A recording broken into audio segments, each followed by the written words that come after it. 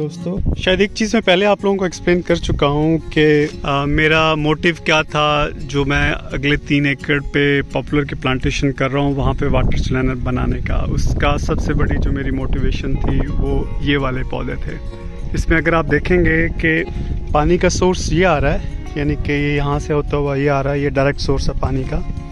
और जितने भी दरख्त और ये पौधे जो पानी के सोर्स के करीब तरीन थे, उनकी आप जो इसका लपेट या चौड़ाई है वो आप देखें वो कितनी शानदार है बनिस्बत उन पौधों के जो फार्म के अंदर या ज़मीन के अंदर लगे हुए हैं।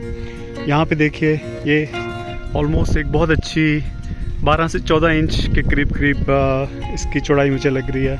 इसी तरह आप ये देखिए, ये देखें आप, ये तो अभी कल उसने मेरे ख्याल नागा लगाया है। और ये देखें आप, तो इन सब की ग्रोथ माशाल्लाह बहुत अच्छी है। वो तमाम प्लांट्स जो कि पानी के सोर्स के करीब रहे हैं।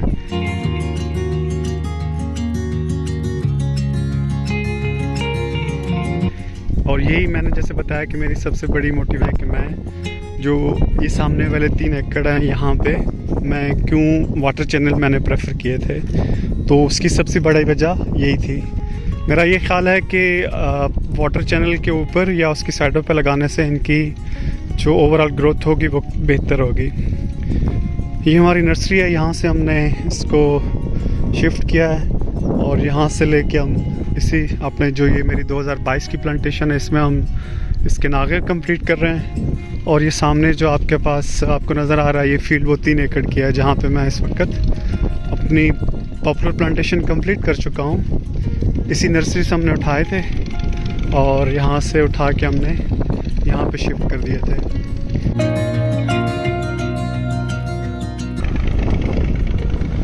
यहाँ पे आप देख सकते हैं कि ये जो मैंने वाटर चैनल यानी जो लाइन से लाइन का फासला ये तकरीबन 15 फुट रखा है और जो पौधे से पौधे का फासला है वो मैंने 5 फुट रखा है। जबकि जो 2022 की मेरी प्लांटेशन थी यहाँ पे मेरा फासला लाइन से लाइन 14 और पौधे से पौधा 5 फुट का था। कुछ भाइयों का सवाल ये होगा कि मैं क्यों बढ़ा रहा हूँ, तो जैसे मैंने एक चीज़ एक्सप्लेन शायद पहले की, पहले 2-3 साल आपको प्रॉब्लम नहीं आएगी अगर आपका डिस्टेंस या स्पेसिंग कम होगी, लेकिन जैसे जैसे आपके पौधे बड़े होते चले जाएंगे उसी हिसाब से आपको प्रॉब्लम आना शुरू हो जाएगी, स्पेशली विंड सर्कुलेशन और लाइट की पास थ्रू यानी आपकी ज़मीन तक पहुँचने के लिए।